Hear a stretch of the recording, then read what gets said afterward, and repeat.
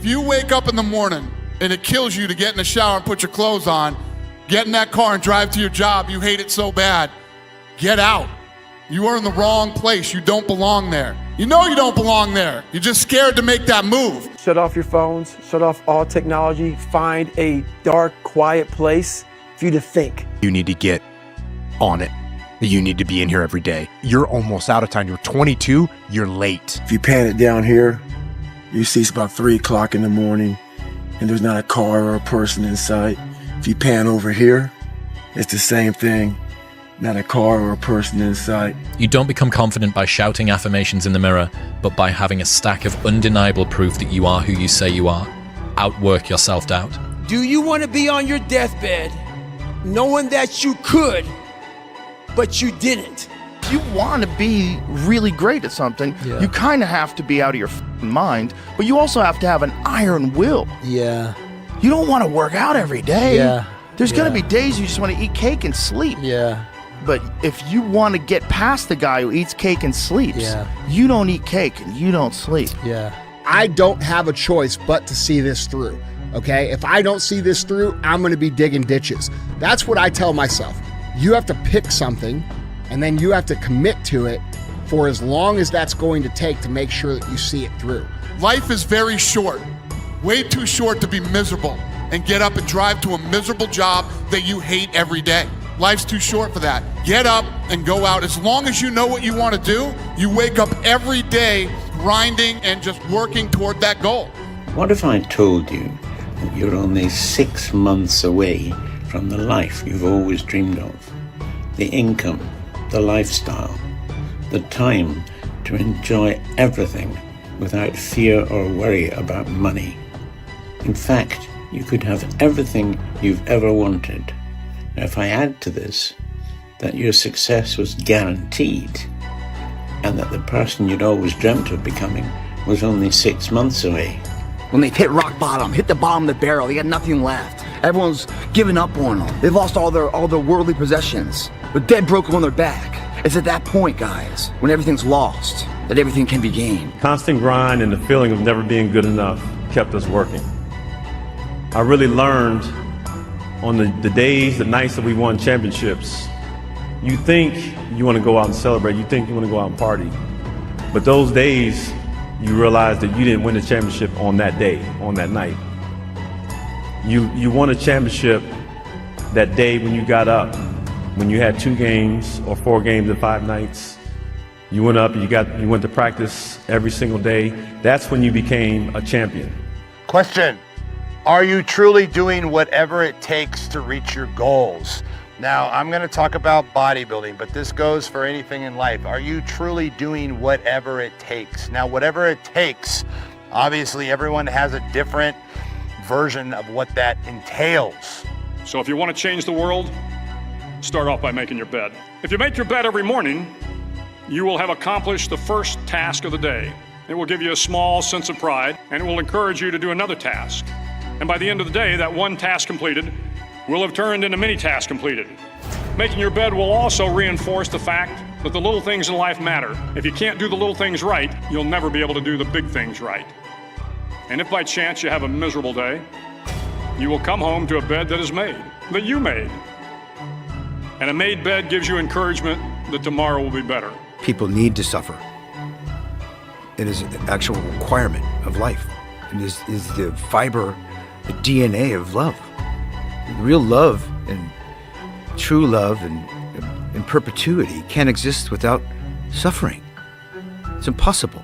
But you don't appreciate it. Yeah, you have to have suffering. Yeah. And suffering doesn't have to be looked at as a negative thing. It can be looked at as a beautiful thing. It's where real love comes out of. Yeah. You know, all my suffering, there was real love in there. Everyone around me just in this recovery, or in a loss I may have had from an uncle or a grandparent or whatever, you know, there's real love that comes in that suffering, you know, even though it can be a lonely experience. I mean, I look at it that way and not as a negative, terrible thing, because it's just temporary. I don't want luck in the equation because I don't need it. You start saying terms like that, man, you're someone that believes it. You got confidence. I don't give a shit what the endeavor is. You're gonna find a way to do it. That's the differential right there. That's the confidence that no matter what's in front of you, the never say die attitude. I don't care how good you are in anything, you don't have discipline, you ain't nobody. Right. You're nothing without discipline, because you give up under the slightest struggle without discipline. Discipline is doing what you hate to do, but do it like you love it. Through discipline, through self-discipline, through repetition, through tons of repetition of the same thing that you don't want to do, and that's the key thing. Through repetition of things you don't want to do, you develop mental, like an armor for your mind. You start to armor your mind, because your mind's like, okay, we suffer every day. It's what we do. We do stuff that sucks every day, so then when the suck stuff comes, you're ready for it. The emotionally immature man seeks out motivation to do something hard one time. The emotionally mature man uses discipline to do something hard 1,000 times. The discipline can seem like it's your worst enemy. But the reality is, discipline is your best friend. It will take care of you like nothing else can. And it'll put you on that path. The path to strength and health and intelligence and happiness. Motivation, you have to learn to exist without it. You have to learn to be your best self when you're least motivated. And that's the tricky part about all that shit. Motivation is just a word. You have to have these different things in your mind on where you want to go and know that motivation is not going to get me there. Because I'm not going to always be motivated. Effort, dedication, work hard, because the talent is not enough anymore. And if you're not dedicated 100%, you're not going to reach the level that you want. A lot of times I'll be in a 200-mile run or something like that, and I'm all jacked up. Body's broken, mind's broken, spirit's broken. I started to say, what if I can pull this off? When I first walked into the Navy SEAL recruiter's office, he looked at me and said, there's only been 35 African Americans in 70 years make it through. You know what I said to myself? What if I can be the 36th? It's the what if I can pull off a fucking miracle. What if I can become someone that no one thinks I can be? And just me talking about that, I have the hair going up on my arms, because it makes me just like, what if? Doing the thing in spite of not wanting to do the thing is discipline, right? You don't need motivation to get yourself up to go and do a thing. Make the promise small, build it up step by step. Know that you are going to have setbacks. A habit missed once is a mistake. A habit missed twice is the start of a new habit. Never miss 2 days in a row. You feel like right now you're looking around and you're lost or directionless, I would take about 15 minutes and figure out what the hell you want to do with your life, and I would start getting after it. When you're going through something really challenging, how do you show up within it? Do you choose to become a victim of complaining and misery and shitty, or do you find meaning in how you show up in the suffering, you know? I never forget one time I was running by a graveyard when I was just trying to I was fat. And I ran by a graveyard. And I look out there, I'm like, man, I wonder how many of you motherfuckers in there just are so upset with how you lived your life, regret how you lived it. And I'm running a 300-pound man thinking, man, don't die like this, bro. I go back to the months and years of preparation to get to that day. And I'm telling myself, the 3:30 in the morning, when I'm looking at my shoes and I want to go out there and run 30 miles, I have to, in that second, in that moment of this self-talk, my mind saying, you gotta find more, you gotta find more. I once again calm down, go back into my mind, in my cookie jar, I call it, and I have to reflect back on the shit I did to get here. When I was in college, drinking, partying, doing all the things and being like, you know what, I'm going to stop this. When my friends go out, I'm going to go to sleep. I'm going to wake up early, I'm going to go to the gym. The man who never fell has no glory. The man who fell and got back up, that's where his glory is. The man who fell 20 times and got up 21 times, that man has even greater glory. Wow. That man has more courage, way more courage than the guy who was so strong from birth that he never failed. There's no glory in that. If your definition of success is win or lose, giving everything you've got and growing or learning along the way, then you're setting yourself up for success. I really think the biggest cheat code in life is just going after it and not being concerned of whether or not you fail at one specific task. Instead, understanding the big picture, what your long-term goal is, and knowing if you keep driving forward and never quit, in the end you will succeed. The best time to plant a tree was 25 years ago. The second and the best time is today.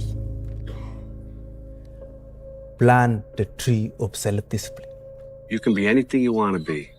You could have all the talent in the world, but if you don't do the right thing, then nothing happens. But when you do right, guess what? Good things happen. If you tell yourself the truth, and the truth is, I'm not happy with where I'm at. That's the truth. The truth is, I can do more. The truth is, I can be in better shape. The truth is, I can work harder than I'm working right now. The truth is, I can do more for my family. The truth is, I can do much better than I'm doing right now. And if that's the real truth, if that's what you believe, if you believe that to be the truth, you won't have to find more discipline. Discipline will find you. It will wake you up in the morning. Only the disciplined ones are free in life. If you are in discipline, you are a slave to your moods. You are a slave to your passions. You're smart, you're talented, you know a few things, but talent means nothing in this game if you don't make the right choices. There's plenty of talented people out there who never see the light of day anymore. Last thing takes discipline. Because this whole game is one big long shot. And if you don't have the discipline to stay away from the flyers or from the gambles or whatever else you want to call a stupid move, then my friend, I'm afraid to say one day you will go down. It's inevitable. You want my advice? Make a list of everything you want now, and then plan on spending the next 25 years of your life getting it, slowly, piece by piece. The person you have to spend the most time listening to in your life is yourself. Try not to lose their respect. How on earth do you think that you're going to be able to move mountains and get out of that relationship that you don't like and move countries or change career when you can't not hit snooze, even though last night you promised yourself that you weren't going to hit snooze? And it's how people that are able to do extraordinary things have been able to get there. If I'm running on a treadmill and I get to mile 9 and I get complete cramp in one of my legs, and I know I've told myself I'm going to run 10 kilometers today, he goes, I will have to limp the last mile, even if no one's watching, because I can't let the demons in. And if I let the demons in, they'll show up in the 11th round of a championship fight when there's 50,000 people watching me in the audience, and I know deep in my self-story that I'm the type of person that quits when things get hard because I got off that treadmill at mile 9 when no one was watching. The commitments we keep to ourselves and what we do when no one's watching is the most persuasive evidence that governs everything we then do every day thereafter. Learn to say you to the world every once in a while. You have every right to. Just stop thinking, worrying, looking over your shoulder, wondering, doubting, fearing, hurting, hoping for some easy way out. Stop it and just do. Everyone who knew us will be dead, including the people whose opinions stopped you from doing what you wanted all along. Imagine that someone you know achieves every dream and hits every goal they have. Years later, they get old and die. 2 years after that, how much do you care? About as much as everyone else will if you accomplish your goals and dreams. Do it for you. Some of you just don't understand. Some of you been average for so damn long, you don't know what it is to do hard work. But there's a lot of you out there who want to be much more than average, but just don't know how to do it every single day, the grind. You need to find someone to oil those gears up. I have to ask this guy. I have to understand, like, why he works like that. Right. So after games, I'm like, hey, Kobe, like, why were you in the gym for so long? He's like, because I saw you come in. And I wanted you to know that it doesn't matter how hard you work, that I'm willing to work harder than you. What if I fail? What if it doesn't work? What if I don't like, what if this person rejects me? The animosity, the pressures of society, let it all go because they've lost it all. They're just now left with the intestinal fortitude, the pride within. Do I want to stay on the bottom of this barrel or do I climb the fuck out of this hole? And that is a spark of what it turns out to be their greatest moment, their greatest hour. Real talk. Some of you mother pissed me the f off. So guess what? I disappeared and come back to a 200 miler. I'm 199 miles into this race. Guy's knees are bad. See how he runs. Yeah, see how I run 200 miles, mother. I'm about to finish this up. Hey, what were you doing for the last 65 hours? I know what I was doing. I was running all up and down the mountains, getting it in, doing what I preach about. Why not believe in it? What's the other option? There is no other option. It's a life forgotten, man. In the acting world, if I go to the audition, I have a chance of getting the part. If I don't go to the audition, I'm out of the game. I know the outcome, nothing. Show up. Even if you get knocked on your ass, show up. At least you have a possibility, you have a chance. You have a voice of doing something with your life.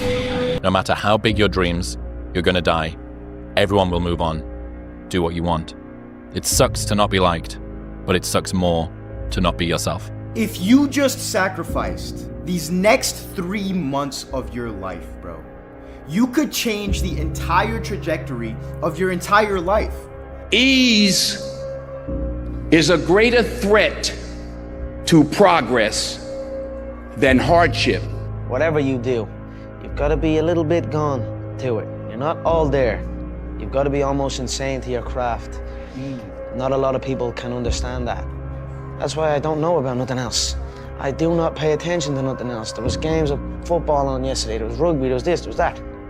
And like normal society is like, let's talk about this and let's engage in this. And I can't do it. I just don't, people are talking to me and in my head I'm counting something. I'm counting up a number or I'm knee deep in a sequence on the mat or on the feet.